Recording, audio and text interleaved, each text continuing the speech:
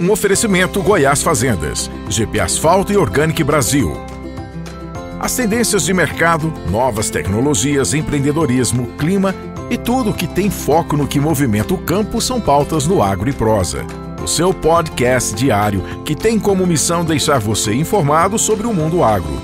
Divino Ronaldo conduz de forma descomplicada e interativa entrevistas com os maiores especialistas deste mercado. Então vem com a gente. Está começando mais um episódio do Agro e Prosa Podcast. A minha entrevistada de hoje será Niviane Rudek, que é diretora de operações corporativas da Gateware. E o tema da nossa entrevista será: o agro tecnológico exige a valorização das pessoas. Niviane, prazer receber você aqui, seja muito bem-vinda.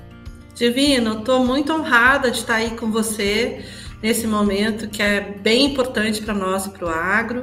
Quero agradecer você, a oportunidade e todo mundo que está ouvindo a gente nesse momento, ouvindo e vendo. Que legal, que bacana. Muito obrigada. Você é diretora de operações corporativas da Gateware. O que é a Gateware? A Gateware é uma empresa de tecnologia que nasceu atendendo o segmento bancário, o setor bancário. Ela descobriu que ela tinha uma grande vocação de fazer a diferença nas empresas, porque ela executava muito bem todos os projetos de tecnologia. E daí a gente resolveu, além de fornecer mão de obra, além de fazer projetos complexos em tecnologia, a gente resolveu aterrissar no agro, para que a gente possa ajudar tanto esse setor da economia, que é importante e que é tão carente de profissionais aí, que a Gateware consegue fornecer e ajudar todo o segmento. Então, nós temos várias linhas de serviço, né? O principal destaque que eu queria colocar aqui é a oferta de mão de obra, de tecnologia, que ontem mesmo eu estava num encontro de cooperativas aqui, os presidentes falaram assim: Nive, mas não tem profissional de tecnologia para pegar e dar conta de toda a demanda, né? Então, é uma forma de nós atendermos e abastecermos as empresas diante dessa escassez de mão de obra, o qual o agro não é um privilegiado, é um segmento que está demandando bem. Mas também a gente tem dentro da nossa linha de serviços algo que a gente criou especialmente para atender o segmento, que é uma linha de serviço, orientada para fazer com que a estratégia saia do papel e essa estratégia ela seja executada no tempo que está previsto, que ela realmente vai começar a entregar resultado para o agro, né? Então, ela tem um nome aí meio inglês aí, que a gente chama de Value Strategy, né? Que é o valor da estratégia. Aí a gente aterriza uma equipe totalmente especializada para fazer com que a estratégia ela aconteça no tempo que realmente vai entregar valor para o negócio. E vamos entregar valor para o negócio significa o quê? No momento em que ela realmente vai trazer um maior dinheiro para a organização, vai se tornar mais rentável. Então, nisso a gente aporta profissionais com nível de especialidade que às vezes as empresas, o agronegócio não tem dentro da sua estrutura, porque não é toda hora que ela está tocando projeto estratégico, né? São projetos que, via de regra, que a gente acompanha, eles têm um plano aí de acontecer ano a ano e tem desafios específicos. Então, a gente monta a equipe para ajudar a atender esses desafios. E que equipe é essa? É a equipe de um gestor de projetos, é uma pessoa que vai entender muito de processo, é alguém que vai entender muito de mudança organizacional, pessoas, é alguém muito especializado em comunicação, é alguém muito especialista em produzir conteúdos, artes gráficas, ou seja, material para conectar pessoas. Entendi. Entendi. Então, é uma linha de serviço muito especial. Como foi que o agro aportou dentro desse portfólio de vocês? O agro aportou... Foi, assim, não deve ter sido por acaso, né? Não foi. Eu acho que, primeiro de tudo, por vocação, né? Porque antes mesmo de... aqui, trazendo um pouquinho aqui da minha história, eu trabalhava com logística, né? Então... Certo. Você fica em Curitiba, é isso? Eu fico em Curitiba. E aqui eu era executiva de uma grande companhia logística e, na época, o meu papel era um papel de executivo de finanças. Certo. E eu me debruçava com muitos desafios dos meus clientes do agronegócio, de commodities, e nos desafios hercúleos que eles tinham de fazer toda essa máquina funcionar. Afinal, a gente está falando de volume, a gente está falando de competitividade, a gente está falando de logística. Então, enquanto a minha origem como profissional, eu sempre tive muita empatia por essas questões. Foi quando eu aterrissei efetivamente numa empresa de tecnologia, que é a Gator, e daí a gente combinou as duas coisas. Ou seja, como que a gente pode fazer a diferença para organizações e pessoas. E a gente se debruçou aí, a gente tem outras linhas aí que atendem outros segmentos aí, também bastante importantes, estamos em grandes players aí, né, a gente tem a maior empresa de bebidas do mundo, no qual a gente faz projetos estratégicos também, e a gente bebe na fonte do que tem de maior, do que acontece de novo. Então, por que não gerar sinergia? Pois, afinal, tudo a economia acaba sendo beneficiada. E daí foi onde nós começamos a trabalhar com os projetos dentro do agro, e nós vimos que a gente tinha algo mais a entregar. Podíamos fazer ainda muito mais a diferença dentro da vida do agricultor, do produtor. Então, foi assim que o agro surgiu aí com uma meio que vocacional. Surgiu dentro da nossa vocação. O agro, na sua origem, lá como setor primário, parecia ser algo assim bem interiorano, parecia ser algo bem da roça mesmo, digamos assim, né? Mas hoje o agro ele tem uma cara high-tech. O agro está cada vez mais high-tech? Sim, ele está. Por quê? Porque com a disponibilidade da tecnologia, ela se tornou acessível para qualquer um, ela se tornou popular. E o agronegócio, ele sempre teve muito pioneirismo. Né? A sua essência é uma essência de grande força de trabalho, grande pioneirismo e grande competência para ter coragem para fazer as coisas. Então, na combinação disso, e quando se vê toda essa disponibilidade de tecnologia disponível, o agro vê que com isso ele pode se tornar ainda mais competitivo. Então, o que a gente observa aqui há muito apetite para que toda essa tecnologia possa ser colocada à disposição aí do proprietário, do agricultor, do agronegócio de uma forma geral, porque ele pode encontrar muitas vantagens na adoção e na contratação dessas tecnologias, fazendo com que o seu negócio seja ainda mais rentável. E por que não, ainda mais conectado com o mundo cada vez mais global. Então, o agro, ele se encontrou, ele está se reconhecendo aí e ele está vendo que é um caminho sem volta. Pois é, agora toda atividade, ela tem os seus desafios, né? E quais são os principais desafios na absorção de tecnologia por esse setor do agronegócio? São vários, mas eu gostaria de focar em dois. Vamos lá, quais são? O primeiro desafio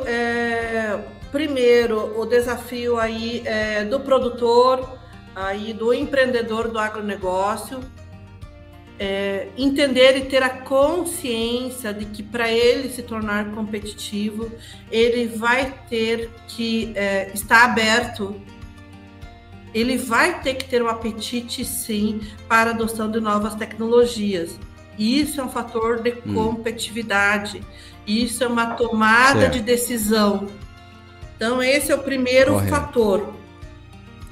O segundo fator é esse mesmo decisor, após adotar, entender que ele precisa da tecnologia para tracionar o seu negócio, ele entender o seguinte, que o caminho apenas começou. E que o caminho apenas começou porque é um caminho sem volta. E dentro desse caminho que apenas começou, 30% dele é a tecnologia. 70% são pessoas. É o lado humano. Ninguém faz nada sozinho.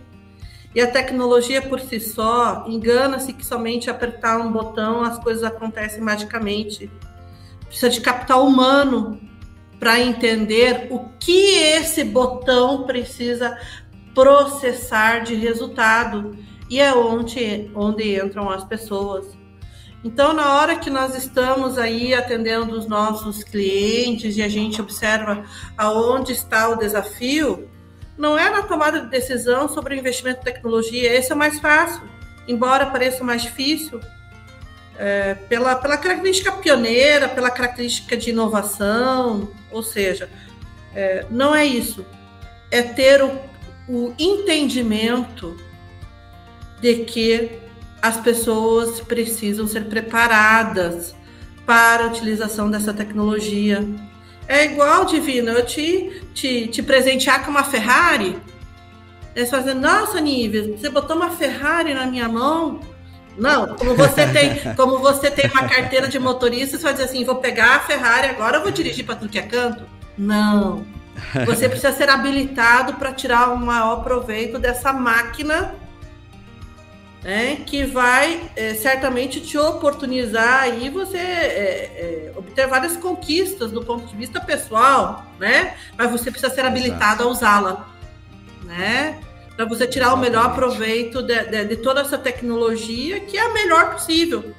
Mas se você não souber dirigir, de nada adianta te dar uma Ferrari, né? Estão tentando fazer uma analogia aí, numa prosa muito boa, né? Correto. Então, é esse o ponto de atenção. Então, tomar a decisão é uma parte, viabilizar a tecnologia é outra, mas é somente uma parte do problema. 30%, o resto são pessoas. Lá atrás, Niviane, quando a tecnologia começou a ficar em alta, começou-se a falar muito na implementação de tecnologia, imaginava-se que tudo ia ser robotizado e que o ser humano perderia o seu valor. Assim como quando começou a usar computador, todo mundo achou que o papel ia acabar. Não vai precisar de papel mais. Parece que cada dia que passa a gente está precisando de mais papel em tudo quanto é lugar do escritório da gente, né? E as pessoas, elas assumem um papel muito importante. Só que uma coisa que eu ouço muito de muitos gestores é o seguinte: hoje tem muito mimimi com esse negócio de gestão de pessoas, está todo mundo muito fragilizado. Tem mimimi mesmo? Tem, mas eu vou dizer o que é esse mimimi tecnicamente. Tá? Tecnicamente, isso é um sinal, é um indício de que a comunicação ela não está sendo tratada como uma estratégia. Pessoas mal informadas se abastecem daquilo que não é objetivo. Então, eu sempre, diante dos nossos clientes e a forma com que a gente entende a mudança, porque no que diz respeito à tecnologia, a gente está falando em mudar. A gente precisa ser transparente no que está mudando e por que está mudando. Então, esse mimimi eu atribuo muito à falta de informação, primeiramente. E a segunda, tratar esse gap, né, com uma oportunidade de esclarecer para as pessoas o que realmente está acontecendo. Seja você também um parceiro Agro e Prosa e anuncie em nosso podcast. É a sua marca junto com a credibilidade de um dos mais importantes canais do agro do Brasil. Faça parte desta rede de oportunidades e venha crescer com a gente. Pois se o assunto é agro, por aqui uma boa prosa é sempre o seu melhor negócio. Esse mimimi, a gente pode dizer que no passado era o tal do ruído na linha? O ruído na linha. Porque as pessoas ficam criando, ficam imaginando. O que quando eu quero dizer para você é o seguinte, as pessoas pensam que vai ser muita coisa robotizada, as pessoas vão perder emprego. Gente, é falta de esclarecimento e falta de orientação. Por quê? E a gente viu isso com a pandemia, assolando todos nós, e a gente, de uma forma muito criativa e muito eficaz, estamos fazendo uma entrevista aqui que funciona muito, né? Você está em Goiás, eu estou em Curitiba, a gente está conversando como se você estivesse aqui no meu escritório tomando um café. Ou seja, a gente tornou viável por uma necessidade. E todos nós tivemos que reagir muito rapidamente por uma questão de necessidade. Então, quando a gente fala sobre mimimi, a gente está falando sobre oportunidades que precisam ser comunicadas corretamente e comunicadas e como serão executadas. Existe o desafio, e esse é um desafio que todos os ramos da economia estão sofrendo, que é um desafio de capacitação. Todos os profissionais, hoje, eles estão sendo desafiados a se encontrar num contexto que é um contexto de aprender novas habilidades, para esse contexto de velocidade de mudanças. Me falam assim, Nive, mas a gente tem 11 milhões de desempregados, mas ao mesmo tempo, quando eu pego a nossa carteira de mais de 300 clientes, eu pego ele tem 200 vagas em aberto que ele não consegue preencher. E quando a gente fala assim, ele não consegue preencher, por quê? Porque aquilo que ele precisa de conhecimento e de habilidade, ele não encontra disponível. Ou se encontra disponível, está em muita escassez. Então, esse mimimi, ele é fruto de uma falta de cuidado em tratar corretamente. Tem muita oportunidade dentro do agro. Eu tenho clientes com muitas vagas em aberto. E vagas em aberto em que áreas? Áreas de logística, áreas de custo, áreas de planejamento financeiro, de fluxo de caixa, de formação de preço, de entrada, de saída de nota, pessoas que precisam ter uma orientação para pensar os processos para que sejam feitos de uma forma tecnológica, ou seja, melhorias de processo. Então, esse mimimi, ele está muito enviesado, ele é muito mais fruto de falta de informação do que o interesse genuíno em entender o que realmente isso significa e tratar isso, né? Você acha que existe algum preconceito das pessoas em relação ao agronegócio? Talvez falta de conhecimento, achando que tudo no agro é meio como antigamente era, e sendo que o agro hoje é esse agro tecnológico. Vou citar um exemplo. Há poucos dias atrás eu entrevistei o pessoal do Senar. E alguém do Senai, um diretor do Senai, convidou um diretor do Senar para juntos fazerem um evento para disponibilização de cursos e vagas. Fizeram um café da manhã para 2.000 pessoas e convidaram mais de 2.000 pessoas para esse café da manhã, com oportunidade de vagas. Apareceram 180 pessoas. Então, assim, o Senar quer treinar as pessoas, o Senai também quer treinar as pessoas, mas parece que as pessoas não estão querendo muito ser treinadas e não estão querendo muita vaga no agro. Isso poderia ser falta de informação? O que seria? Eu atribuo a falta de informação no seguinte sentido: conseguir mostrar para quem realmente queira trabalhar, né, o quanto há de oportunidades. dentro do agronegócio. Então, a gente vê, por exemplo, carreiras como carreiras de medicina. Então, você treina, você capacita o médico sabendo o seguinte, olha, vai ter regiões de ribeirinha, vai ter regiões de índio, vai ter região aqui e acolá, que é desabastecida e precisa de médico. Então, o médico, ele já vai com aquela mentalidade no sentido de que, olha, eu vou exercer o meu ofício atendendo essas regiões que estão desabastecidas.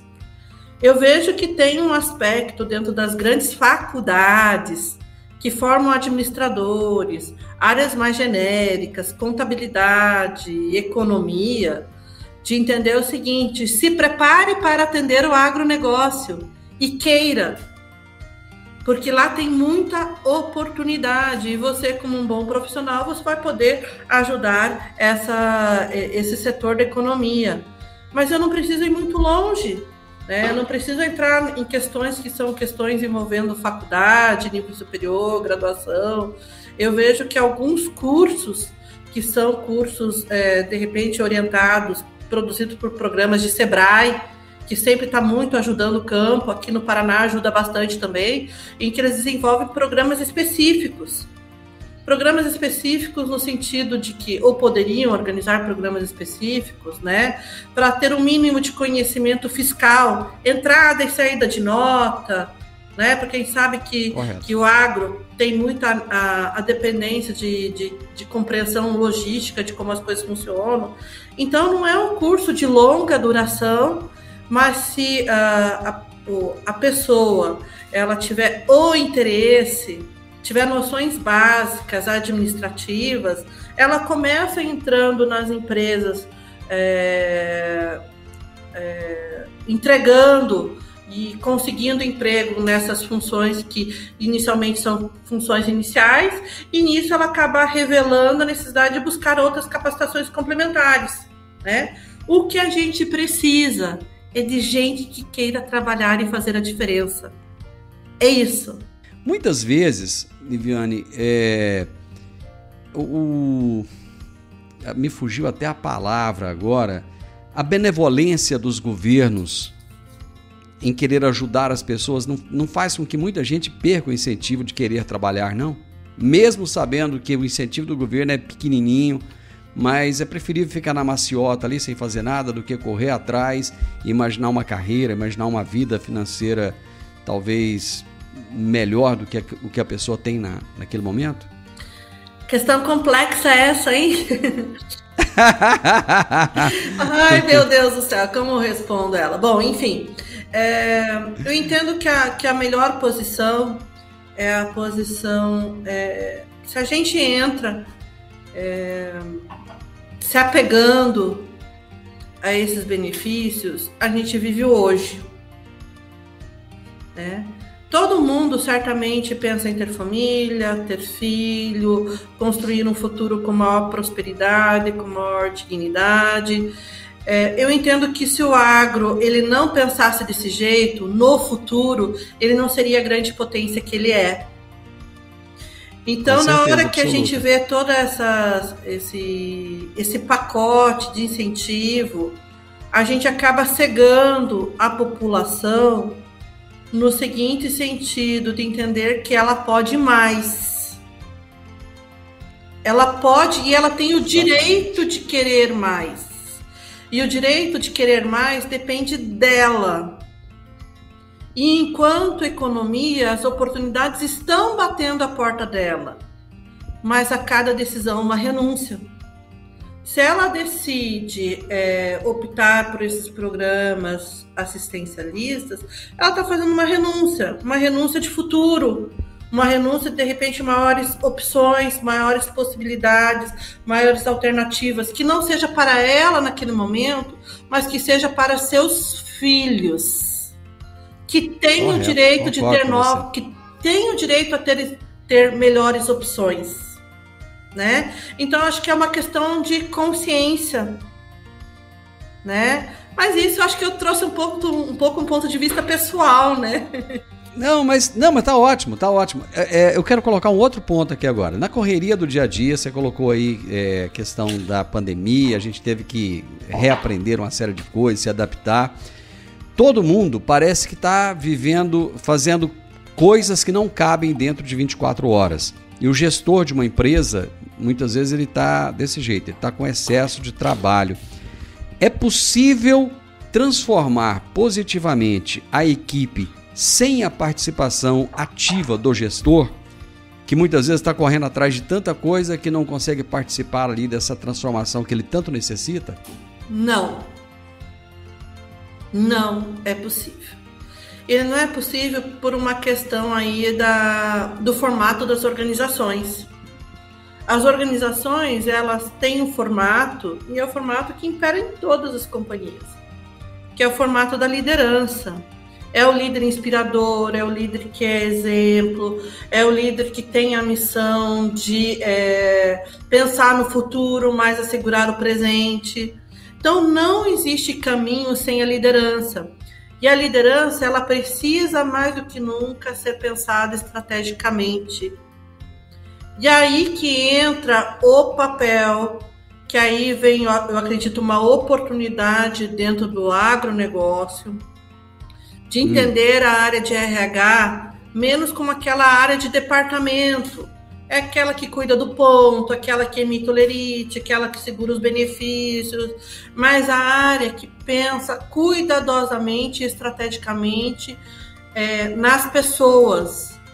Como que a gente garante o volume de atividades ao longo do dia a dia, esse volume de atividades transbordando por toda a organização e o líder sendo o grande guia para que isso acomode dentro de toda a estrutura. Se as pessoas não tiverem essa liderança, elas não terão em quem se inspirar, elas não terão quem os guiar, elas não terão também aquele mentor que vai guiar ela para, de repente, buscar essa qualificação, essa capacitação, ou voltar para dentro de casa, para a própria organização, dizendo que a organização precisa ter o cuidado em pensar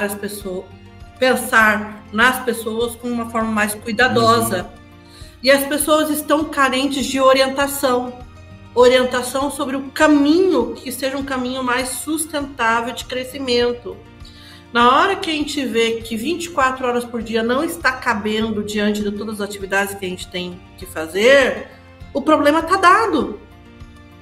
Como as organizações estão tratando esse problema? E estão tratando esse problema com estratégia, com ações sólidas, de forma com que a gente retenha essas pessoas, elas vejam perspectivas e elas consigam tirar o pescoço, né, a cabeça de dentro do problema e consigam pensar em saídas mais inovadoras para aquilo. Então, a gente até observa que muita dessa competência em organizar isso não está instalado dentro das empresas, né? Por isso que a Gator, ela consegue ver com muita transparência como que, na verdade, a gente pode orquestrar esses movimentos, porque não são movimentos fáceis. Porque existe a pressão... E talvez... Sim, pois não. Talvez, se o gestor está com excesso de atividade, não está conseguindo acompanhar a sua equipe, talvez é porque ele mesmo não esteja sabendo delegar né, funções para outras pessoas. Né? A delegação, ela por si só, ela não resolve. Ela não resolve. Ele é um atributo que é um atributo de distribuição de trabalho, de responsabilidade... mas as pessoas, a gente vive uma geração do quero mais. Esse quero mais, não quero mais trabalho. Eu quero mais sentido no que eu estou fazendo. Eu quero encontrar sentido naquilo que eu estou fazendo. Para nesse encontrar sentido eu conseguir dar o meu melhor. E é nesse sentido que a gente identifica uma desatenção na maioria das organizações em tentar preencher essa falha, que é a falha do sentido. Na hora que a gente preenche essa falha do sentido, a gente tem uma organização, uma empresa em que o coletivo consegue tirar a cabeça do problema e consegue pensar em soluções que sejam soluções mais produtivas e mais inovadoras. Mas isso tudo só é possível se a gente desenvolve essa habilidade e essa consciência na organização. E não é algo fácil não, Divino. É algo difícil. Eu imagino que seja muito difícil. Deixa eu te dar um problemão aqui. Você vai ter 30 segundos para mim. Nosso tempo já estourou. Mas em 30 segundos eu preciso que você responda para mim o seguinte. Será que essa falha, esse gap que tem aí, não é porque numa geração passada, por exemplo, da minha geração para trás, as pessoas valorizavam o ganho, o dinheiro que ele iria ganhar e o trabalho, dane-se, o que aparecer eu faço. Pagar bem, pagando bem que mal tem. E hoje as novas gerações elas estão com a cabeça diferente. Para mim não importa o que eu ganho desde que eu esteja muito feliz com aquilo que eu faço. Será que não é aí que está o gap? Existe esse gap geracional, sim. Tá? E as organizações precisam ter consciência, porque a tua geração é a mesma que a minha. A gente foi orientado por resultado, a gente aprendeu nas faculdades e hoje a gente tem os grandes líderes ocupando a posição de comando, que são essa geração de resultado. Mas a grande força de trabalho, ela quer o quê? Ela quer propósito, ela quer sentido, ela fala um outro idioma de realização. Nós precisamos aproximar esses dois idiomas, no qual quem está de fora somos nós líderes. Nós precisamos saber falar essa língua. E quem ensina esse idioma, quem acaba carregando essa bandeira, são as áreas de RH, que precisam trazer para si essa responsabilidade de estabelecer esse idioma. Mas elas precisam ser patrocinadas pela alta administração. Acabou! Mas foi tão bom, mas tão bom. Eu adorei conversar com você. Eu vou querer conversar com você mais vezes, viu? Não vai ficar só nessa, não. Porque eu acho que esse assunto rende. Tem muita coisa pra gente entender. E eu tenho certeza que eu vou aprender muito ainda com você e os meus ouvintes e espectadores também. Muito obrigado, foi um prazer enorme conversar com você. Divino, eu adorei também a conversa. Espero que quem esteja nos ouvindo, nos assistindo, também tenha gostado, porque foi muito verdadeiro, foi muito genuíno e foi tudo muito pensado em a gente, todos nós juntos, cada um contribuindo com a sua área de conhecimento, com a sua habilidade, com a sua vivência, para que juntos a gente construa algo muito maior. Esse foi o espírito. Eu tive uma prosa muito boa com Niviane Rudek, diretora de operações corporativas da Gateware. E o tema do nosso bate-papo foi: o agrotecnológico exige a valorização das pessoas. Siga @agro e prosa no Instagram. Se inscreva em nosso canal no YouTube. Desfrute desse espaço para ficar por dentro de todas as novidades do agro no Brasil e no mundo. O podcast é um oferecimento da Goiás Fazendas, investimentos inteligentes e um universo fértil de oportunidades. O programa de hoje fica por aqui, mas voltamos amanhã com conteúdo especializado e muita parceria, pois se o assunto é agro, é sempre uma boa prosa. Até lá!